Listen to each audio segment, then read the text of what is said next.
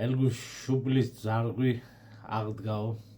ნახე ის ტრავმა რომ მივიღე მე თავის დროზე აი ყურე ხედავ აი აქ აი შუშა დამეცა რა.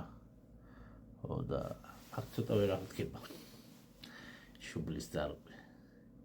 მაგრამ ზოგადად სწორედ რომ მიიღოთ, ალბათ მივხვდი რა სიძახით რომ ეს კომენტარი იყო დატოვილი ერთ-ერთი ბოქსის ვიდეოზე, რომლებიც მე მაქვს. ხო და ალბათ გონია რომ შუბლის ზარღვი, ანუ შუბლის ზარღვი ნამუსთან არის დაკავშირებული.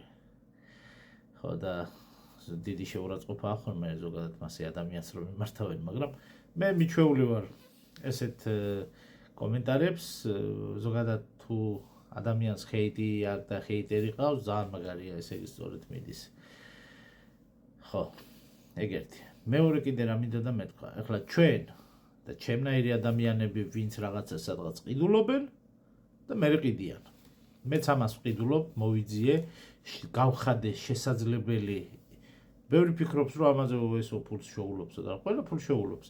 მაგრამ ნახეთ რა არის, რა სასარგებლო იმას ვაკეთებ მე, საქმეს ვაკეთებ. მე მოვიძიე პროდუქტი, რომელიც ძალიან ბევრს წაადგა, მოეწონა და რაღაც პრობლემა გადაჭრა. მე ვხარჯავ ჩემ დროს, გავდივარ რისკებს და მომაქვს რაღაც პროდუქტი, რაც თქვენ მოგეწონებათ. ნუ შენ არ ამგონია რა მე მოგეწონოს.